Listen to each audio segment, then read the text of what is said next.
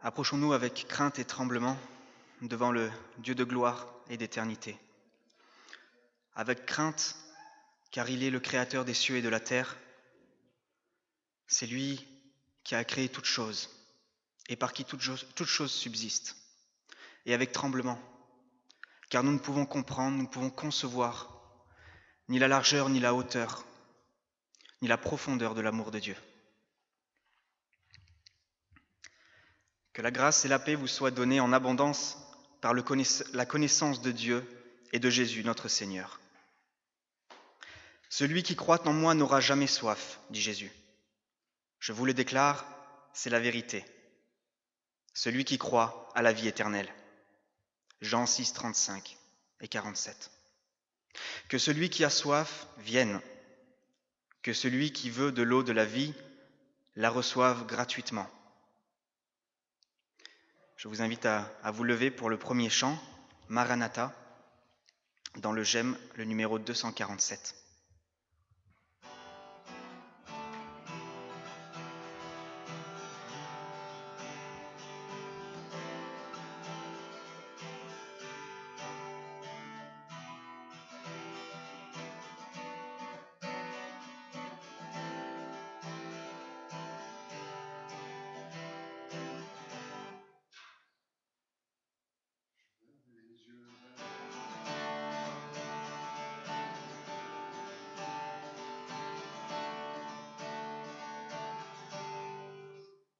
J'ai besoin de chantre.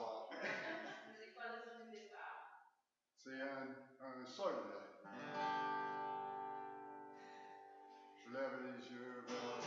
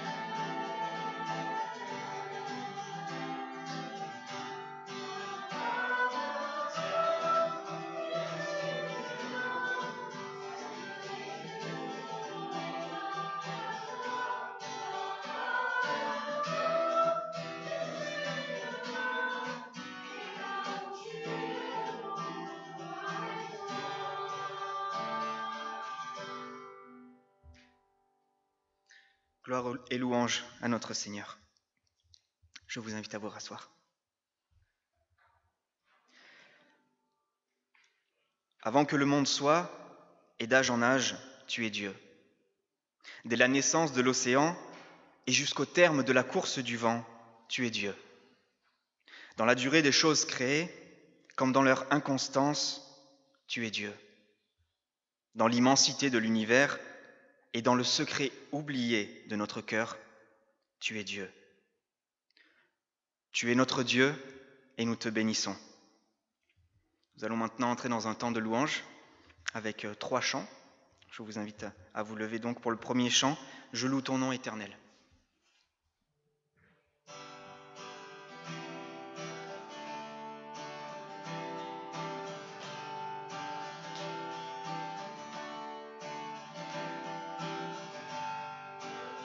Thank you.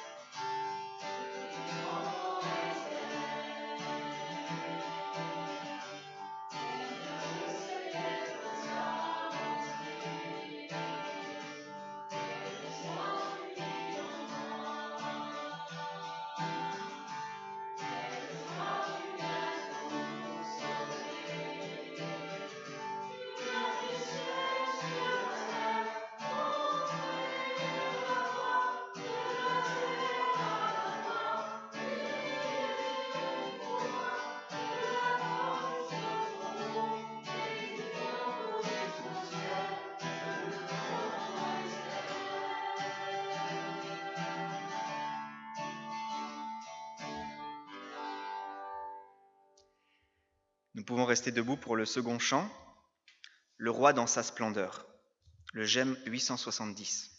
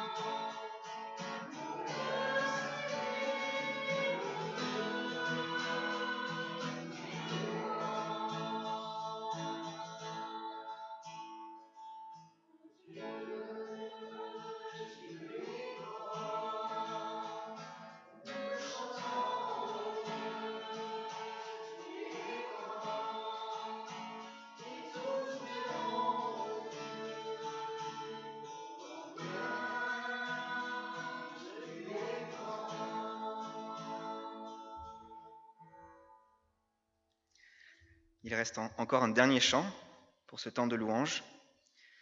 Je reviens au cœur, le GEM 678.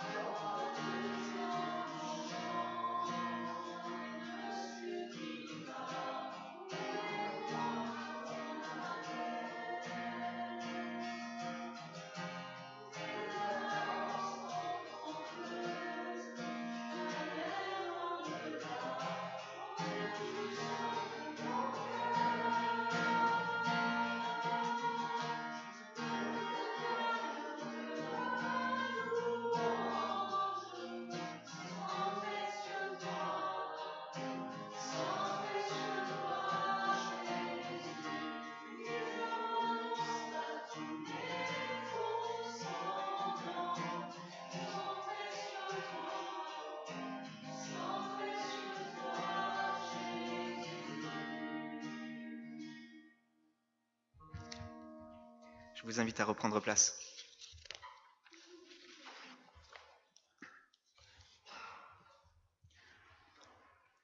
Nous allons poursuivre avec un rappel de la loi. Écoutons les exhortations que Paul nous adresse de la part de Dieu. Veillez, demeurez fermes dans la foi, soyez courageux, soyez forts, agissez en tout avec amour. 1 Corinthiens 16. Aidez-vous les uns les autres à porter vos fardeaux. Vous obéirez ainsi à la loi de Christ. Galates 6. Rejetez le mensonge, que chacun dise la vérité à son prochain, car nous sommes tous ensemble membres d'un même corps. Éphésiens 4. Ainsi, il n'y a pas de division dans le corps, mais les différentes parties ont toutes un égal souci les unes des autres. 1 Corinthiens 12. Ne prononcez aucune parole mauvaise.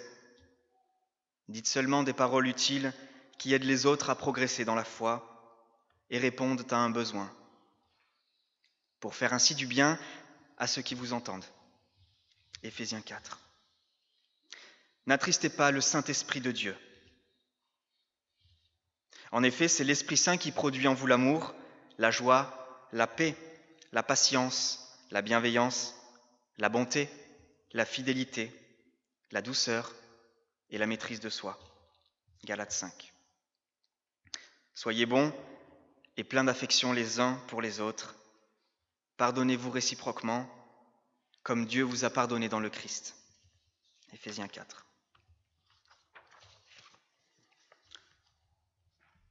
Et en réponse à ce rappel de la loi, je vous invite à pencher vos cœurs pour que nous puissions confesser tous ensemble nos péchés. Si nous disons que nous sommes sans péché, nous nous trompons nous-mêmes, et la vérité n'est pas en nous. Si nous confessons nos péchés, Dieu qui est fidèle et juste nous pardonnera et nous purifiera de tout mal. C'est pourquoi, d'un cœur sincère, faisons au Seigneur une humble confession de nos fautes. Dieu notre Père, nous avons péché contre toi par notre propre faute, par nos pensées, nos paroles et nos actes, et par notre refus de parler et d'agir quand il le fallait. Pour l'amour de ton Fils Jésus-Christ, Seigneur, pardonne-nous toutes les offenses que nous pouvons faire à ton encontre, mais aussi à l'encontre de notre prochain, notre frère, notre sœur, ou de toute personne, Seigneur, que nous pouvons blesser. Dans le nom de Jésus-Christ. Amen. Amen.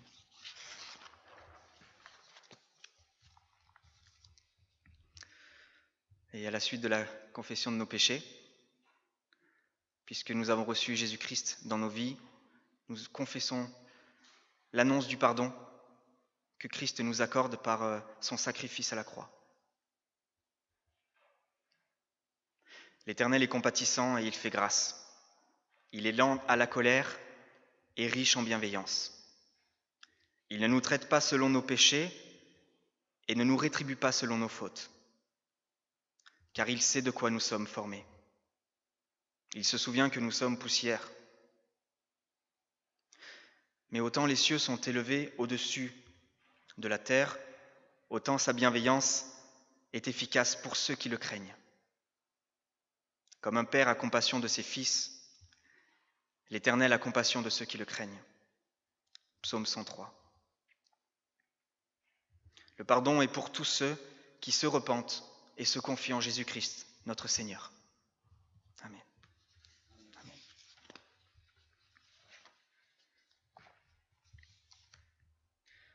Je vous invite maintenant à vous lever. Nous allons confesser notre foi en réponse à l'annonce du pardon que nous avons reçu par notre Seigneur.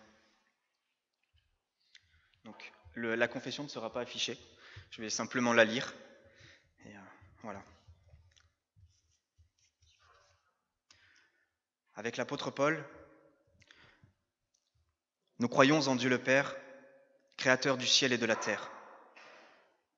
Depuis que Dieu a créé le monde, Ses qualités invisibles, c'est-à-dire sa puissance éternelle et sa nature divine, se voient dans les œuvres qu'il a faites.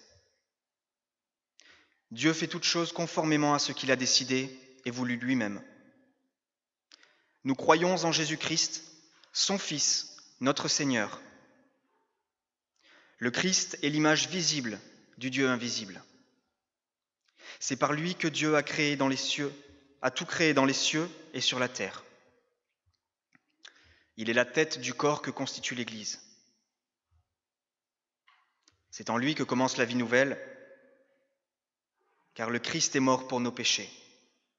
Il a été enseveli et il est revenu à la vie le 3e jour, comme l'avaient annoncé les Écritures.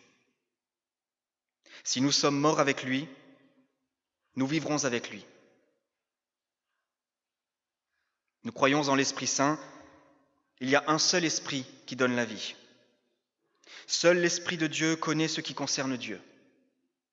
Le mystère de Christ a été révélé par l'Esprit. L'Esprit de Dieu affirme lui-même à notre esprit que nous sommes enfants de Dieu. Amen.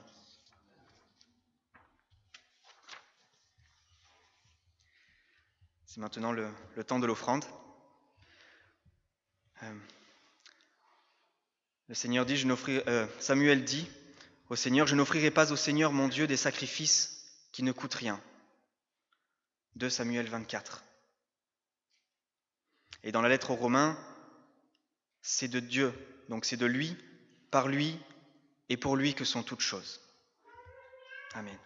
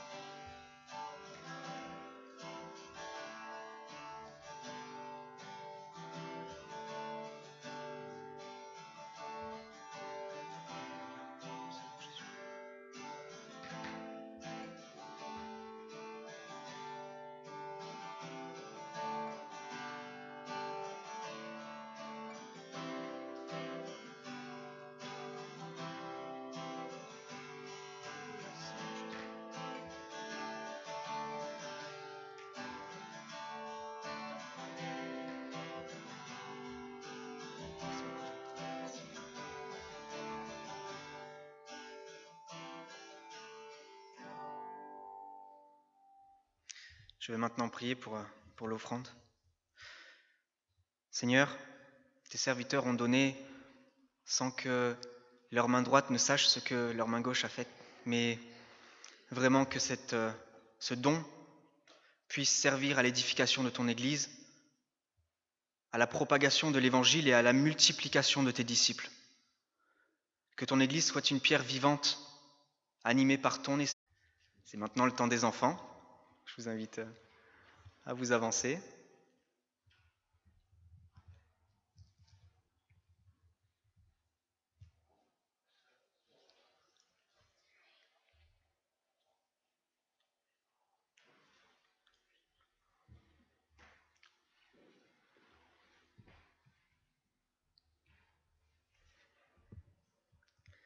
Je vais remettre ce temps au Seigneur. Seigneur Jésus, tu nous demandes d'instruire l'enfant dès sa jeunesse, afin qu'il puisse marcher dans toutes tes voies et qu'il s'en souvienne les derniers jours de sa vie. Vraiment, nous te prions de bénir ce temps d'enseignement, que tu puisses disposer leur cœur à recevoir tout ce que tu souhaites qu'ils reçoivent, qu'ils comprennent et qu'ils puissent percevoir et vivre, Seigneur, pleinement toute ta grâce, ton évangile. Et oui, Seigneur, qu'ils puissent aussi être des instruments de bénédiction dans leur foyer et auprès de tous ceux à qui ils parleront et ils témoigneront. Garde ces enfants, Seigneur, de tout mal, et bénis-les abondamment ainsi que chacune de leurs familles. Dans le nom de Jésus-Christ, notre seul Seigneur et Sauveur. Amen. Amen.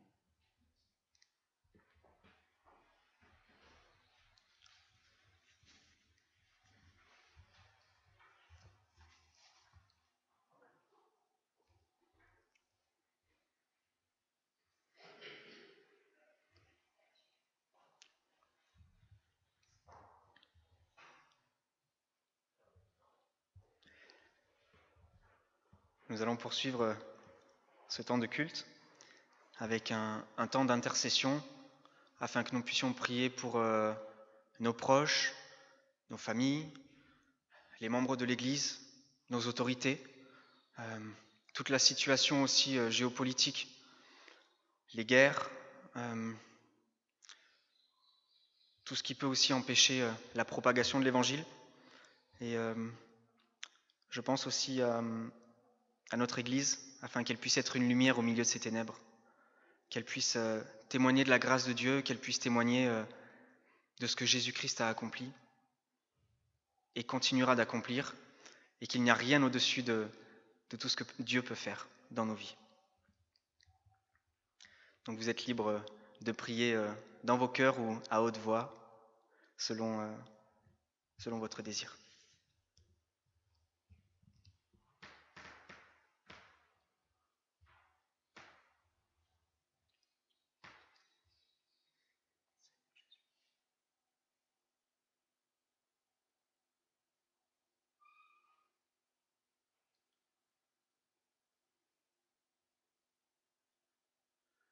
Seigneur Jésus, merci pour ce temps durant lequel tu réunis ton assemblée, ton Église. Merci de nous permettre de nous réunir librement. Les autorités nous accordent de pouvoir avoir un temps de culte sans limite, sans barrière, sans obstacle.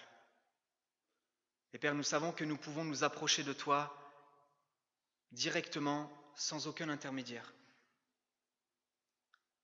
Car il n'y a que Christ seul qui sert d'intermédiaire entre Dieu et les hommes. Nous voulons te remettre chaque famille de l'Église, chaque membre, chaque personne qui soit chrétienne ou qui n'ait pas encore rencontré Jésus-Christ. Que tu puisses vraiment les bénir et les toucher. Que tu puisses faire rayonner ta gloire, Seigneur, sur chacun et chacune. Que ce lieu puisse être une lumière, Seigneur, au cœur du roi d'Espagne, qu'il puisse y avoir cette lumière spirituelle, animée par ton esprit, et que nos cœurs et nos foi puissent être vivantes, visibles et palpables par toutes les personnes du dehors. Et nous voulons te remettre aussi nos autorités, afin que tu puisses leur donner du discernement dans les lois qui seront votées, dans la manière aussi, Seigneur, de régir le pays. Car c'est toi, Seigneur, qui places les autorités, c'est toi qui décides qui sont les rois, les présidents, les empereurs. Et Père, elles auront des comptes à te rendre, nous le savons, au temps de la fin, par rapport à tout ce qu'elles auront fait, dit ou pensé. Oui, Seigneur, nous te remettons nos autorités afin que tu puisses leur donner de la sagesse et du discernement. Amen. Amen.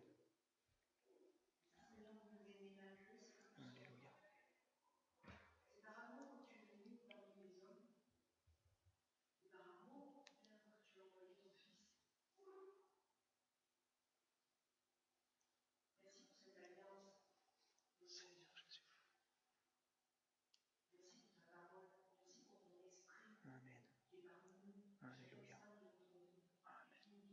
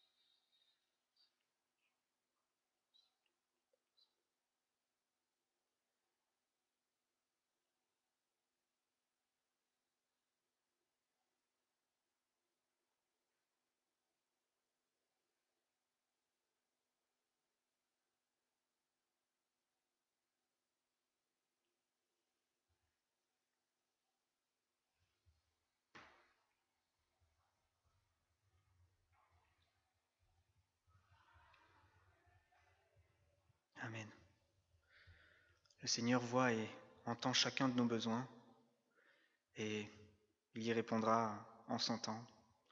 Ce qui est parfois difficile, c'est que nous attendons peut-être des mois, des années, et puis on pense que Dieu ne nous a pas répondu. Et puis, quand toutes choses ont l'air de se perdre, quand on voit qu'il n'y a plus de contrôle, c'est là que Dieu ressaisit les choses et qui finalement accomplit nos prières, mais à sa manière, et pas à notre manière humaine, notre façon de concevoir les choses, de percevoir des situations. Mais il nous connaît mieux que nous-mêmes, parce que c'est lui qui nous a conçus, et il sait aussi ce qui réjouit nos cœurs et ce dont nous avons besoin, vraiment. Que le Seigneur vraiment puisse répondre à chacune de vos prières. Amen.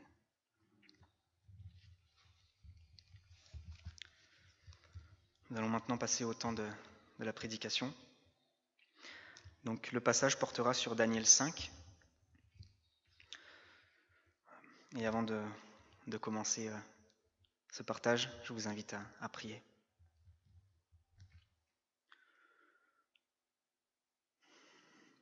Seigneur Jésus-Christ, toute chose subsiste par toi, pour toi et en toi.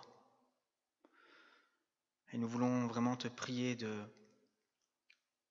conduire ce temps de partage du message, que tu puisses toucher au travers de ce que tu as placé sur mon cœur, toute personne. Que cette situation du prophète Daniel puisse être aussi un exemple pour notre vie de foi, qu'il puisse être aussi un exemple aussi par rapport aux épreuves qu'il a pu vivre, et que nous puissions nous fortifier dans toute la grâce que tu lui as témoignée au cours de sa vie. Père, que ton Saint-Esprit vraiment conduise ce temps, que ce soit lui qui donne les justes paroles, les justes pensées, et que nos cœurs soient attentifs à ta parole. Dans le nom de Jésus-Christ. Amen.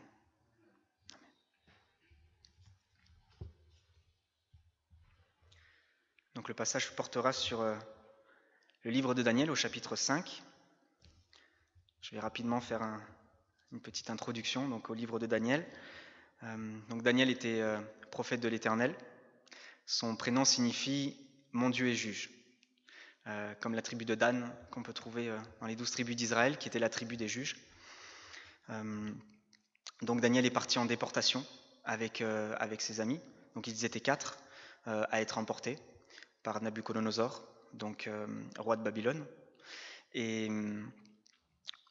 vous connaissez, je pense pour la majorité, le passage de Daniel lorsqu'il se trouve dans la fosse aux lions et que Dieu le délivre. Ou un autre passage, c'est lorsque les amis de Daniel refusent de s'agenouiller devant la statue que le roi Nabuchodonosor a érigée. Et donc ses amis refuseront de plier le genou devant un autre Dieu que le Dieu d'Israël. Ils seront jetés dans une fournaise ardente, et ce passage-là sera comme un exemple pour le roi Nabuchodonosor. Il verra que les amis de Daniel ne sont pas consumés par le feu, alors qu'eux-mêmes ils avaient redoublé d'efforts pour que les braises montent en température bien plus qu'à l'accoutumée. Nabuchodonosor s'approchera, ces hommes seront brûlés, les hommes qu'il enverra pour voir auprès de la fournaise, mais les amis de Daniel n'auront qu'une séquelle. Et Nabuchodonosor verra même une 4e personne au sein de la fournaise qui les protège, l'ange de l'Éternel. Donc, voilà pour le contexte. Donc nous allons lire Daniel au chapitre 5. Ce sera le chapitre entier que nous lirons. Je prends le micro comme ça, ce sera plus simple. Daniel chapitre 5, verset 1er. Le roi Belchatsar donna un grand festin à ses hauts fonctionnaires, au nombre de 1000. Et il but du vin en leur présence. Sous l'effet du vin, Belshazzar ordonna que l'on apporte les coupes en or et en argent que son prédécesseur Nebuchadnezzar avait enlevées du temple de Jérusalem. C'était afin que le roi et ses hauts fonctionnaires, ainsi que ses femmes et ses concubines, s'en servent pour boire. On apporta alors les coupes en or qui avaient été enlevées du temple, de la maison de Dieu à Jérusalem, et le roi, ses hauts fonctionnaires, ses femmes et ses concubines les utilisèrent pour boire. Ils burent du vin et ils célébrèrent les dieux d'or, les dieux en or, en argent, en bronze, en fer, en bois et en pierre. À ce moment-là, apparurent les doigts d'une main humaine, et ils écrivirent, devant le chandelier, sur le plâtre du mur du palais royal. Le roi vit cette partie de main qui écrivait. Il changea alors de couleur, terrifié par ses pensées. Les jointures de ses hanches se relâchèrent, et ses genoux se heurtèrent l'un contre l'autre. Le roi cria avec force de faire venir les astrologues, les prêtres chaldéens et les devins. Puis, prenant la parole, il dit aux sages de Babylone, « Celui qui lira cette inscription et m'en révélera l'explication sera habillé de pourpre, portera un collier en or à son cou et aura la 3e place dans le gouvernement du royaume. » Tous les sages du roi entrèrent, mais ils furent incapables de lire l'inscription et d'en faire connaître l'explication au roi. Le roi Belshazzar fut alors très effrayé et changea de couleur, et ses hauts fonctionnaires furent consternés. Alertée par les paroles du roi et de ses hauts fonctionnaires, la reine entra dans la salle du festin et dit, « Roi, puisses-tu vivre toujours. Ne te laisse pas terrifier par des pensées et ne change pas de couleur. Il y a dans ton royaume un homme qui a en lui l'esprit des dieux saints. Déjà à l'époque de ton prédécesseur, on a trouvé chez lui des lumières, de l'intelligence et une sagesse semblable à la sagesse des dieux. Aussi, le roi Nebuchadnezzar l'a désigné chef suprême des magiciens, des astrologues, des prêtres chaldéens et des devins. C'est ce qu'a fait ton prédécesseur sur le trône. En effet, on a trouvé chez lui, chez Daniel, appelé Beltchatsar par le roi, un esprit supérieur de la connaissance et de l'intelligence, la faculté d'interpréter les rêves et d'expliquer les énigmes et de résoudre les questions difficiles. Que Daniel soit donc convoqué et il révélera l'explication. Alors, Daniel fut conduit devant le roi. Le roi s'adressa à lui. « Es-tu Daniel, l'un des exilés de Juda, que mon prédécesseur sur le trône a fait venir de Juda ?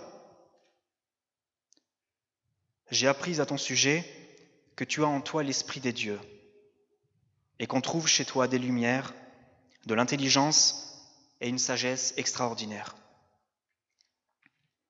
On vient d'amener devant moi les sages et les astrologues, afin qu'ils lisent cette inscription et m'en fassent connaître l'explication. Mais ils n'ont pas été capables de révéler l'explication des mots. J'ai appris que tu peux donner des explications et résoudre des questions difficiles. Maintenant, si tu peux lire cette inscription et m'en faire connaître l'explication, tu seras habillé de pourpre, tu porteras un collier en or à ton cou, et tu auras la 3e place dans le gouvernement du royaume. » Daniel répondit devant le roi, « Garde tes dons pour toi et accorde tes récompenses à un autre. Je lirai néanmoins l'inscription au roi, et je lui en ferai connaître l'explication. Roi, le Dieu Très-Haut avait donné à ton prédécesseur Nebuchadnezzar la royauté, la grandeur, la gloire et la majesté. À cause de la grandeur qu'il lui avait donnée, tous les peuples, les nations, les hommes de toute langue tremblaient et avaient peur devant lui. Le roi faisait mourir ceux qu'il voulait et laissait la vie à ceux qu'il voulait. Il donnait une position à ceux qu'il voulait et abaissait ceux qu'il voulait. Cependant, lorsque son cœur s'est rempli d'orgueil et que son esprit s'est obstiné jusqu'à l'arrogance, il a été précipité de son trône royal et dépouillé de sa gloire. Il a été chassé du milieu des hommes. Son cœur est devenu semblable à celui des bêtes, et il a habité avec les ânes sauvages. On lui a donné de l'herbe à manger comme aux bœufs, et son corps a été trempé de la rosée du ciel, et ce jusqu'à ce qu'il reconnaisse que le Dieu Très-Haut domine sur toute royauté humaine et la donne à qui il le désire. Et toi, Belchatsar, son successeur, tu n'as pas humilié ton cœur, alors que tu savais tout cela. C'est contre le Seigneur du ciel que tu t'es dressé. Tu as fait apporter devant toi les coupes de son temple, et vous les avez utilisées pour boire du vin, toi et tes hauts fonctionnaires, ainsi que tes femmes et tes concubines. Tu as célébré les dieux en argent, en or, en bronze, en fer, en bois et en pierre, qui ne voient pas, qui n'entendent pas et qui ne savent rien. Et tu n'as pas donné gloire au Dieu qui tient dans sa main ton souffle et tous tes chemins. C'est pourquoi il a envoyé cette partie de main qui a tracé cette inscription. Voici l'inscription qui a été tracée. Comptez, comptez, pesez et divisez. Dieu a fait les comptes de ton règne et y a mis fin. Pesez. Tu as été pesé dans la balance et tu as été trouvé léger. Divisé. Ton royaume sera divisé et donné aux Mèdes et aux Perses.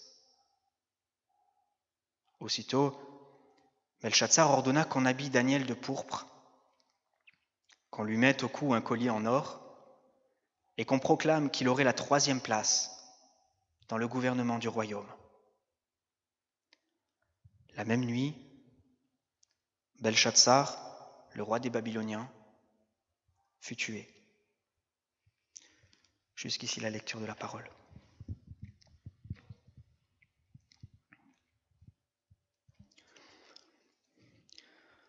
Donc pour remettre un petit peu ce passage dans son contexte, de manière un peu plus précise que tout à l'heure, nous nous retrouvons donc avec le fils de Nabuchodonosor, donc le fils de ce roi qui avait bâti la fameuse statue, et qu'il pensait qu'il était au-dessus de Dieu, au-dessus de son Créateur, au-dessus de toute puissance, alors que c'est de Dieu qu'il tenait sa place, son statut.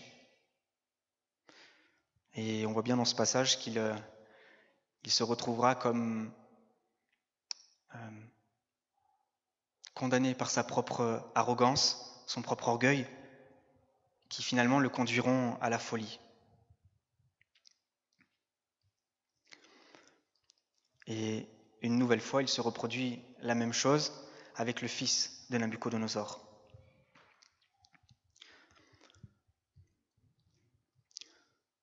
Alors, il était habituel que quand les exilés étaient emportés dans un pays, le temple était vidé de tous les ustensiles qui servaient au culte, donc les coupes, les vases ou d'autres ustensiles, et ils étaient gardés par le pays qui avait emmené en exil les Israélites. Et ici, donc, on voit bien qu'ils utilisent les coupes en argent et en or qui servaient dans le temple, qui servaient pour les sacrifices, qui servaient à rendre un culte à Dieu. Et ils sont utilisés normalement pour un usage pur. Ils étaient utilisés pour un usage impur parce qu'ils servaient à rendre gloire aux dieux babyloniens. Donc, aux dieux qu'ils pouvaient se tailler dans le fer, dans l'or, dans l'argent, dans le bois ou dans la pierre.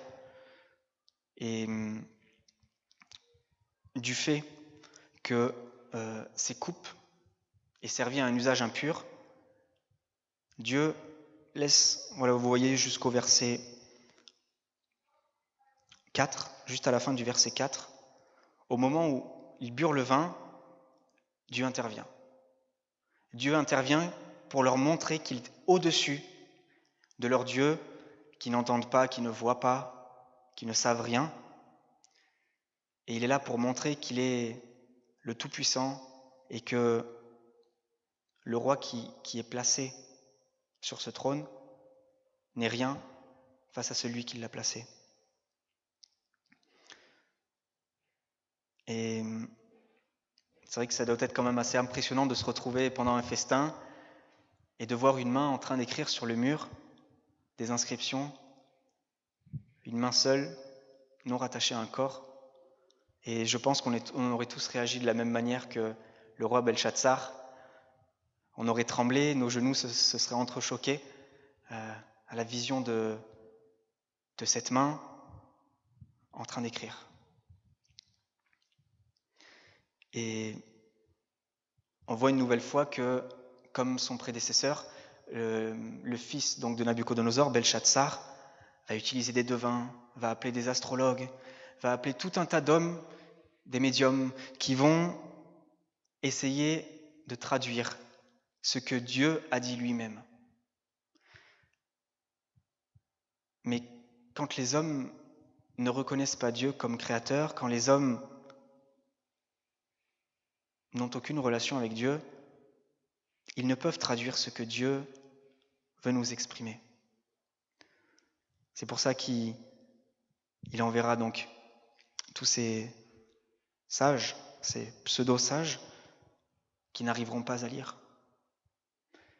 Et c'est à ce moment-là que la femme du roi intervient. « Ne crains rien, ne t'effraie pas. Ce n'est rien. Nous avons un homme dans la cour qui est capable de traduire ce qui est écrit. » Comme si cette femme voulait apaiser le roi, mais cet apaisement ne sert à rien parce que le roi est dans la détresse. Le roi ressent au fond de lui que ce qui est en train de se passer échappe complètement à son contrôle. Il fait donc venir Daniel et propose tout d'abord à Daniel de lui donner un collier en or, de le revêtir de pourpre et de lui donner la 3e place. Et d'une certaine manière, le roi essaie de corrompre le serviteur de Dieu. Le roi essaie de marchander avec Dieu, mais personne n'achète Dieu. Personne ne peut marchander avec Dieu. Et ça nous renvoie à ce passage en Acte 8. Alors je ne sais pas si vous avez eu connaissance de ce passage. C'est le passage avec Simon le magicien, au moment où le Saint-Esprit est répandu en Samarie. Donc le passage se trouve en Acte 8, à partir du verset 14. Les apôtres qui étaient à Jérusalem apprirent que les habitants de la Samarie avaient fait bon accueil à la parole de Dieu, et ils envoyèrent Pierre et Jean. Ceux-ci descendirent et prièrent pour eux, afin qu'ils reçoivent le Saint-Esprit. En effet, ils n'étaient pas encore descendus sur aucun d'eux, ils avaient seulement été baptisés au nom du Seigneur Jésus. Alors Pierre et Jean posèrent les mains sur eux, et ils reçurent le Saint-Esprit. Et c'est à ce moment-là qu'intervient Simon. Voyant que l'Esprit Saint était donné lorsque les apôtres posaient les mains sur les gens, Simon leur offrit de l'argent en disant « Accordez-moi aussi ce pouvoir, afin que celui sur lequel je poserai les mains reçoive le Saint-Esprit. » Mais Pierre réagira comme Daniel. Mais Pierre lui dit, « Que ton argent soit perdu avec toi, puisque tu as cru que le don de Dieu s'achète à prix d'argent. Tu n'as ni part ni héritage dans cette affaire, car ton cœur n'est pas droit devant Dieu. » Donc nous pouvons faire directement le parallèle, même si les deux passages sont assez éloignés chronologiquement. Nous voyons vraiment que beaucoup d'hommes ont essayé de marchander avec Dieu, de corrompre les serviteurs de Dieu, mais Daniel, d'où son nom, apporte des jugements, et c'est des jugements établis par Dieu. Et les hommes ne peuvent rien, sauf s'ils se repentent. Et dans la suite du passage, Daniel rappelle au fils de Nabuchodonosor, Belchatsar, que son père s'était enorgueilli, qu'il lui avait promis également monts et merveilles en échange des explications que Dieu pourrait donner à ses rêves, à ses songes. Mais Belchatsar est aussi égaré que son père. Il a eu connaissance de tout ce qui est arrivé à son père et a fermé les yeux là-dessus.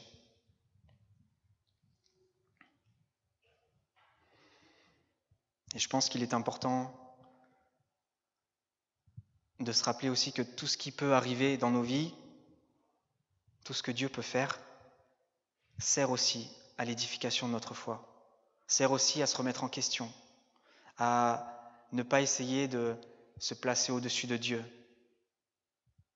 car la créature est en dessous de son Créateur.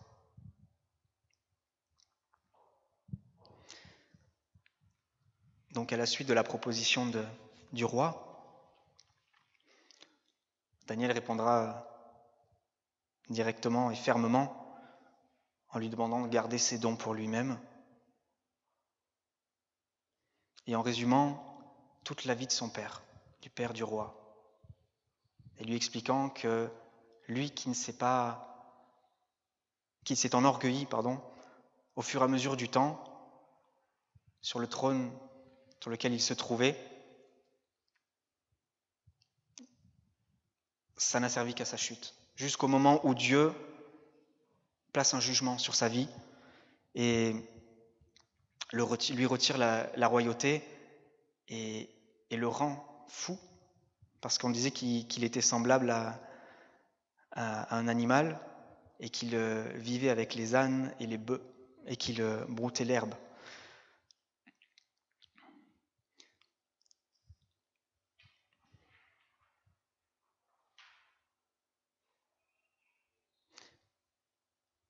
Et quand je vois cette inscription, comptez, pesez, Dieu fera le compte de chacune de nos vies au temps de la fin. Dieu regardera tout ce que nous avons fait en bien et en mal, combien de fois nous avons témoigné, combien de fois nous avons encouragé aussi les personnes qui étaient en difficulté. Pleurez avec ceux qui pleurent, réjouissez-vous avec ceux qui se réjouissent. Et Dieu pèsera notre foi, pèsera nos cœurs, afin de voir finalement vers quoi était tourné notre cœur.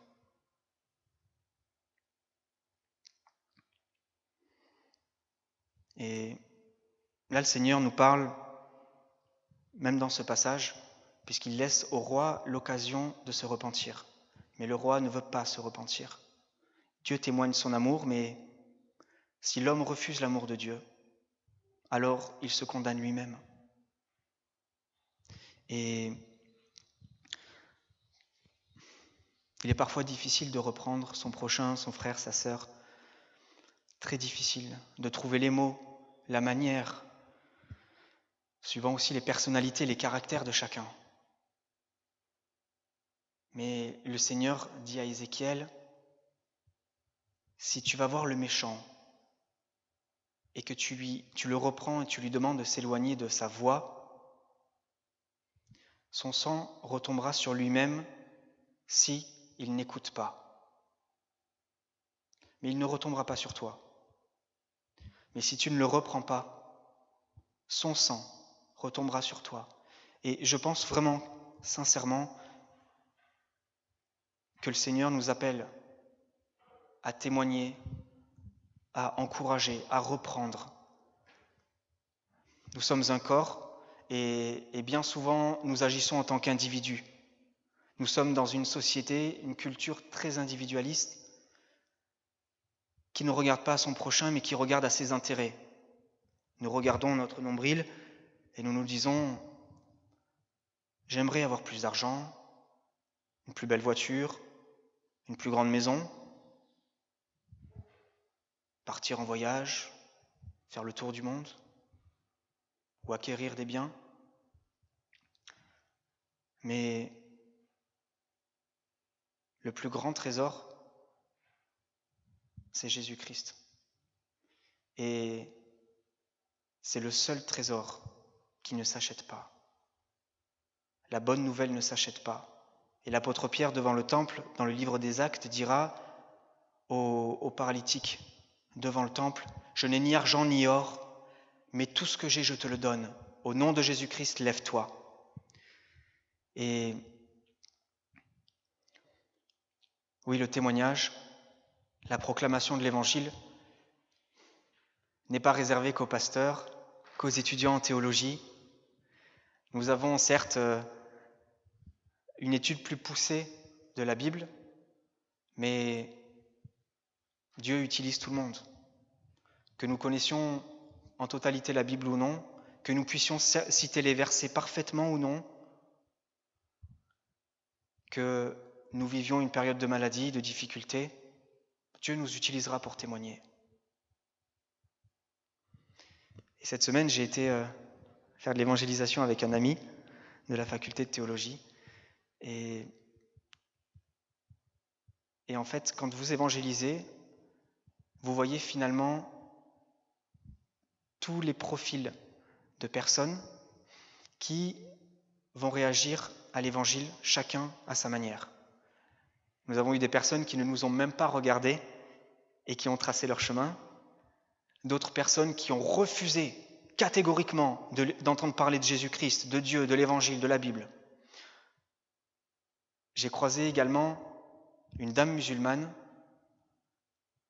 En lui tendant la Bible, je lui ai dit « Est-ce que vous avez lu la bonne nouvelle de Jésus-Christ » Elle me dit « J'en ai entendu parler, oui, je connais Jésus. » Et je lui dis, parce qu'en arabe, Jésus-Christ, c'est Sidna Issa, je lui dis « Mais Sidna Issa est dans le Coran, et il est plus grand que Mahomet. Il fait des prodiges, il ressuscite les morts, il guérit les malades, même dans le Coran. » Et cette dame me regarde et me dit « Vous savez, Jésus, il vit en moi. Je sais qu'il est vivant. Et je sais que c'est lui qui reviendra pour juger. » Et là, j'ai été vraiment ému de compassion pour cette femme. Il y a tellement de personnes en fait qui cherchent Jésus, qui cherchent l'amour, enfermées dans une religion, enfermées même l'athéisme est une religion. La religion de ne pas croire, refuser de croire qu'il y a un créateur, refuser de croire que nous avons été créés pour un but précis. Et le Seigneur Jésus-Christ nous a créés afin que nous puissions faire des disciples, que nous puissions témoigner les uns les autres, chacun à notre manière, quel que soit notre âge. J'ai même entendu des enfants dans les bras de leurs parents qui disaient « Tu en veux à l'église ?» Des enfants qui avaient peut-être 3-4 ans. Dieu se sert de tout le monde, il s'est servi d'une ânesse, l'ânesse de Balaam, pour reprendre. Et il se sert aussi des personnes âgées, il se sert des non-chrétiens également. Dieu se sert de n'importe qui pour nous parler. Mais est-ce que nous sommes toujours à l'écoute de ce que Dieu veut nous dire?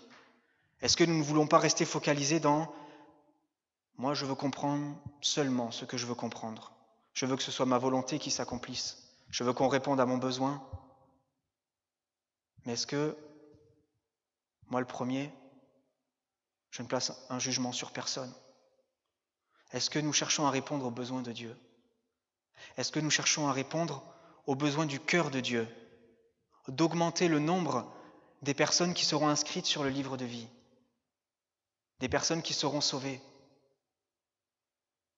Parce qu'on peut dire, oui, moi j'aime les gens. Moi, tu sais, je fais à manger à telle personne, j'amène telle personne quand elle doit faire des examens de santé, j'offre beaucoup de cadeaux. Oui, Dieu regarde à cela aussi. Mais Dieu regarde d'abord si c'est l'âme de la personne que tu aimes, au-delà de la personne elle-même. Parce qu'on peut être gentil avec une personne. Mais qu'est-ce qui compte réellement? Que la personne nous accepte ou que l'âme de la personne soit sauvée et ne soit pas condamnée à l'enfer? Et c'est ce que veut nous dire vraiment le prophète Daniel.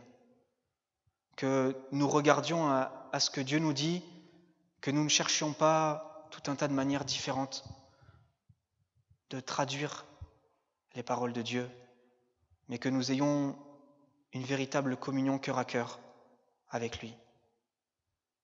Et oui, Dieu parle tantôt d'une manière, tantôt d'une autre, mais par Jésus-Christ, par l'Esprit Saint qui œuvre en nous,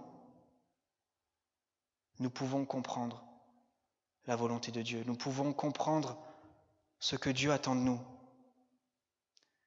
Et c'est une chose que j'ai découverte tardivement dans ma foi, mais pour connaître la volonté de Dieu, pour nous, il faut vraiment chercher à être dans son plan. Il faut chercher à répondre à sa volonté avant notre propre volonté. Et le passage qui dit « Cherchez premièrement le royaume de Dieu et toutes choses vous seront données par-dessus ». Si nous cherchons le royaume de Dieu, Dieu sait tout ce dont nous avons besoin. Tout. Il subviendra à tout.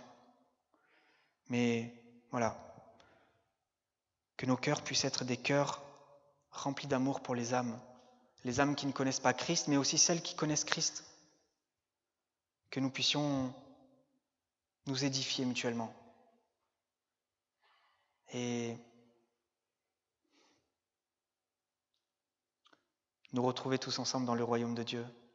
Je pense que ce sera la plus grande joie. Il n'y aura plus de cris, plus de grincements de dents, plus de pleurs, seulement de la réjouissance, des festins avec le Seigneur, des moments où il n'y aura que l'amour finalement. L'amour. Comme le dira Paul, c'est une bonne conscience, une foi sincère et un cœur pur devant Dieu.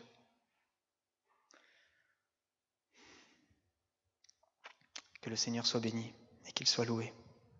Amen.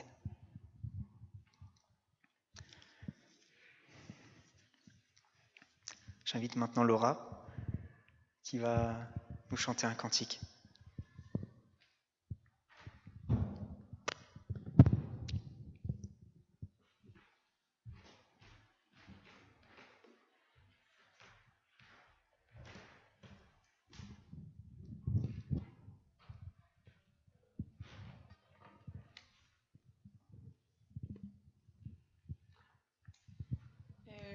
Bonjour, je m'appelle Laura et j'habite à Aix-en-Provence et j'étais à la faculté Jean Calvin, donc là où habite Samuel. Et donc ce chant, c'est un peu pour vous faire un petit témoignage d'une partie importante de ma vie. Et c'était que je suis née dans une famille chrétienne et j'ai quand même toujours aimé Dieu et je savais qui il était, et ça c'est vraiment une chance, je pense, d'avoir baigné dans la parole de Dieu, etc. Mais c'est vrai que, comme a dit Samuel, il manque le côté connexion avec Dieu. Parce que même si nos parents l'ont et les gens qu'on voit autour de nous l'ont, en fait, il y a comme un décalage parce que nous, on se rend compte qu'on a quelque chose de différent et qu'on ne voit pas ce qu'eux, ils voient. Et du coup, pendant toute mon enfance, c'était un peu... je me sentais un peu différente et je pensais que je pourrais jamais avoir ce truc qu'avaient les chrétiens dans leur regard. Je trouvais qu'ils avaient un regard assez doux et plein d'amour. Et je me disais toujours que je voulais avoir ça, mais comme je voyais que je l'avais pas, je me disais que c'était quelque chose d'impossible, ou peut-être quand je serais plus grande. Et, euh, et du coup, je suis allée à un week-end essentiel, c'était dans les Cévennes. Et c'était avec Samuel Couillot, je ne sais pas si vous le connaissez, le pasteur. Stéphane, oui, Stéphane Couillot. Oui. Et en fait, il y avait un moment de louange. Et du coup, dans ce moment de louange, je voyais des gens autour de moi qui étaient vraiment émus par l'amour de Dieu. Et encore une fois, je me suis dit, mais ils ont vraiment quelque chose, ces chrétiens, mais moi, je ne l'ai pas et j'aimerais vraiment l'avoir. Et du coup, pour une fois, je me suis vraiment assise pendant le moment de louange. Au lieu de juste chanter, mais sans comprendre, là, je me suis assise et j'ai dit, bon, Dieu, si tu existes vraiment, est-ce que tu peux me faire ressentir la même chose? Et du coup, effectivement, à ce moment-là, il m'a fait sentir sa présence et j'ai senti quelque chose. Du coup, le lendemain, quand je me suis réveillée, il n'y avait plus rien. Donc, je comprenais pas et je demandais à Dieu, mais il s'est passé quelque chose hier, donc pourquoi est-ce que ça dure pas tout le temps? Et donc, ça a été un peu un cheminement comme ça jusqu'à ce que je me baptise, de comprendre que la communion avec Dieu, ça se travaille, et ça se cherche. Et dans sa parole, Dieu il nous demande vraiment de le chercher et il nous dit que quand on le cherche, on le trouve. Et il n'y a pas longtemps, mon petit frère a eu un peu la même chose, c'est qu'il a vécu vraiment un beau moment avec Dieu et le lendemain, c'était parti. Et donc pareil, il se plaignait, il ne comprenait pas. Et ça m'a rappelé un peu mon parcours que j'avais eu. Et à un moment, j'ai prié avec lui et je sentais qu'il y avait vraiment du doute, en fait, qu'il doutait est-ce qu'il était vraiment enfant de Dieu ou pas. Parce que justement, il ne ressentait pas tout ça en sa présence. Il continuait à pécher et à vivre sa vie normalement. Et j'arrivais pas à l'encourager moi aussi parce que je ressentais vraiment le doute qu'il avait. Et donc ensuite, pareil, je me suis assise et j'ai pris un temps avec Dieu pour voir comment je pouvais l'aider. Et du coup, j'ai cette chanson-là qui m'est venue en tête et celle que je vais vous chanter. Et du coup, c'est vraiment un peu un témoignage sur l'avant et l'après. Donc avant, la période où on est perdu, sans repère, où on se sent seul et où la confiance en Dieu nous semble si loin. Et le passage d'après où on sent vraiment l'Esprit de Dieu qui rentre en nous. Mais en fait, j'ai l'impression que ce passage-là, c'est un peu à vivre tous les jours. Et tous les jours, quand on ressent de la tristesse, quand on ressent de l'abattement ou de la haine envers quelqu'un, on a un peu à refaire la même chose, en fait, de retrouver ces moments avec Dieu et de s'asseoir et de retrouver cette espérance-là en Dieu. Et donc, c'était un petit peu une chanson pour mon frère, pour l'encourager. Et pour moi aussi, parce que j'en ai besoin, parce qu'on oublie, en fait, souvent, quand ça fait un peu longtemps qu'on est chrétien, on oublie que cette communion-là, elle se travaille chaque jour et qu'il ne faut pas il faut pas nous laisser, en fait, tomber dans la tristesse, tomber dans les habitudes. Et voilà. Donc, je vais vous chanter la chanson.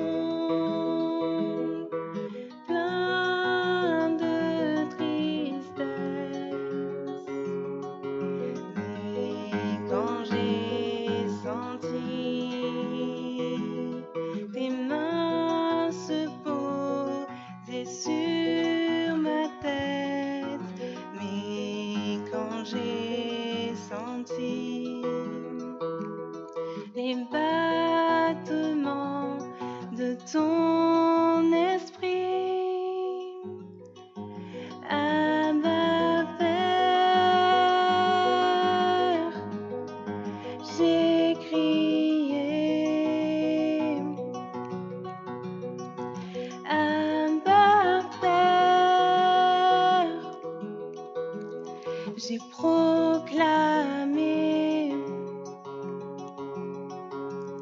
que plus jamais tu ne me laisses, que plus jamais je ne t'oublie, à jamais devant moi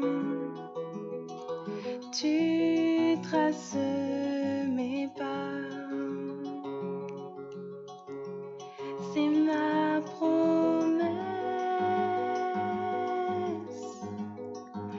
que tu sois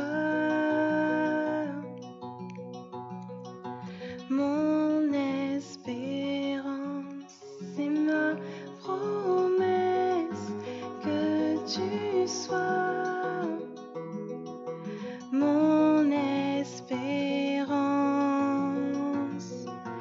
La peur et le doute régnaient sur ma vie. Cette confiance en toi me semblait si loin. Mais quand j'ai senti tes mains se poser sur ma tête, mais quand j'ai senti les battements de ton esprit, Abba Père, Abba Père, Abba Père, Abba Père, tu es mon espérance.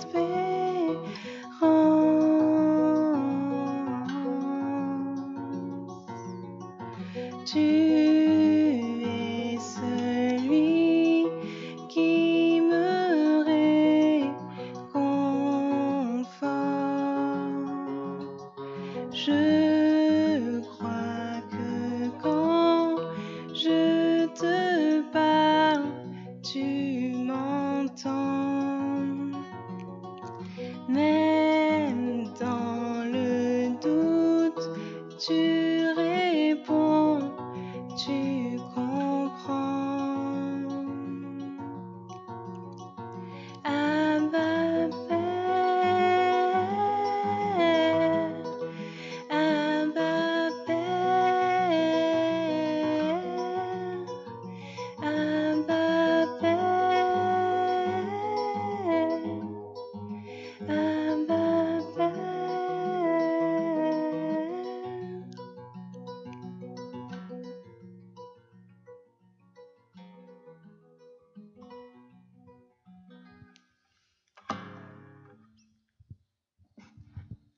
Donc, je vous encourage à toujours, quand vous ressentez de la tristesse et de la peur, à pas laisser ça prendre tout notre cœur, mais à vraiment... Enfin, je sais que quelqu'un une fois m'a dit de vraiment protéger mon cœur pour garder justement cet amour de Dieu intact et pas se laisser bouleverser par tout ce qu'il y a autour, mais que notre priorité, ce soit vraiment de protéger notre cœur. Et c'est comme ça que le reste viendra et qu'on pourra voir la gloire de Dieu autour de nous et qu'on pourra avoir sa main aussi posée dans notre vie et sur toutes les circonstances qui semblent un peu impossibles. Voilà.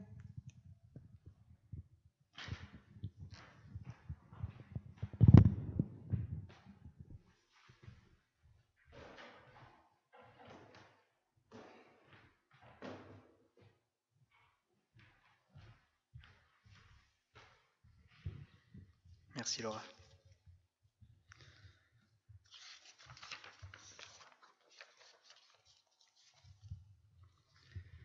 C'est maintenant le temps de la Sainte Seine.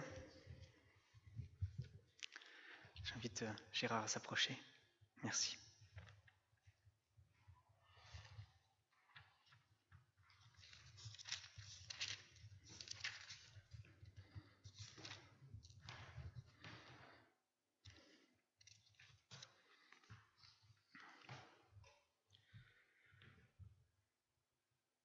Matthieu chapitre 26, versets 26 à 29. Pendant qu'il mangeait, Jésus prit du pain et prononça la prière de bénédiction. Puis il le rompit et le donna aux disciples en disant : « Prenez, mangez, ceci est mon corps. » Il prit ensuite une coupe et remercia Dieu. Puis il la leur donna en disant : « Buvez-en tous, car ceci est mon sang, le sang de la nouvelle alliance, qui est versé pour beaucoup pour le pardon des péchés. Je vous le dis, je ne boirai plus désormais de ce fruit de la vigne jusqu'au jour où je le boirai de nouveau avec vous dans le royaume de mon Père. » Amen.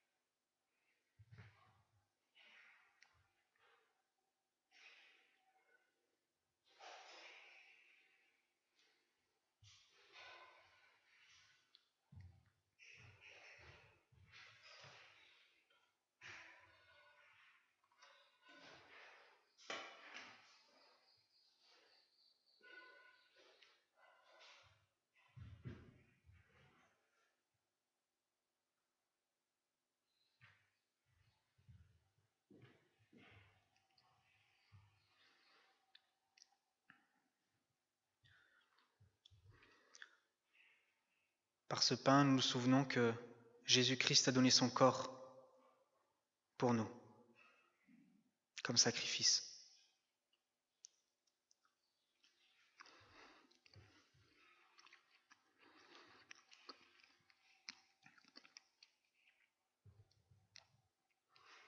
Et par ce vin, nous nous souvenons qu'il a versé son sang afin que nous soyons rachetés de nos péchés et sauvés, comptés dans son royaume.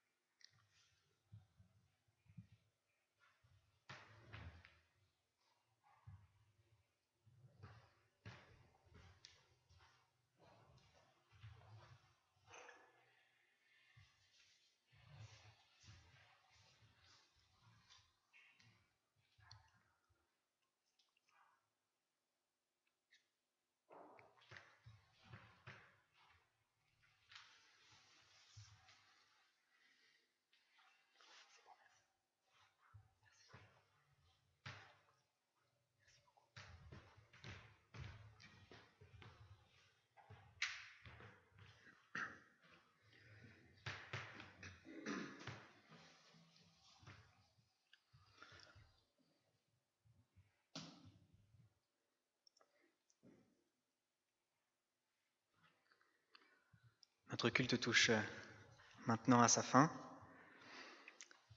Et avant de nous laisser avec un dernier chant, je souhaiterais vous bénir, chacun et chacune, afin que cette semaine puisse être une semaine remplie d'amour, remplie de joie pour vous, dans la présence de notre Seigneur Jésus-Christ, que vous puissiez profiter de sa présence, vous ressourcer en lui et qu'il renouvelle vos forces.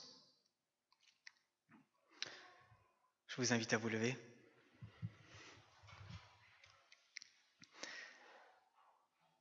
Que l'Éternel vous bénisse et vous garde, qu'il tourne sa face vers vous et vous donne sa paix. Et que notre Seigneur Jésus-Christ, par l'action de son Saint-Esprit, vous accompagne dans tout ce que vous entreprendrez, tout ce que vous direz et penserez. Et qu'il puisse être glorifié par chacun d'entre nous. Amen. Le prochain chant, nous pouvons rester debout pour Seigneur par la clarté, le GEM 495.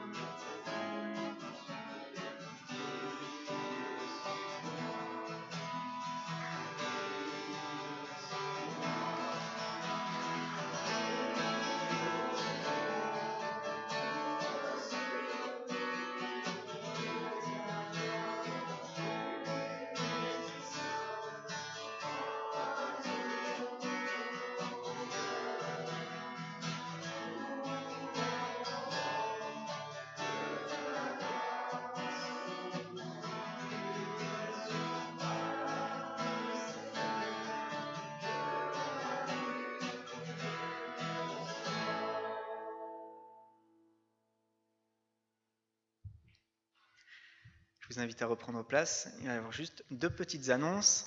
Donc, l'étude biblique reprendra à partir du mardi 26 septembre, à 20h. Donc voilà, après ce sera chaque mardi, animé par Michael. Et donc le culte de la semaine prochaine aura lieu à la même heure, donc à 10h. Et ce sera moi du coup qui apporterai le message et la liturgie. Voilà, je vous souhaite à tous un bon dimanche, un bon début de semaine et que vraiment la grâce de Dieu et sa bénédiction vous accompagnent.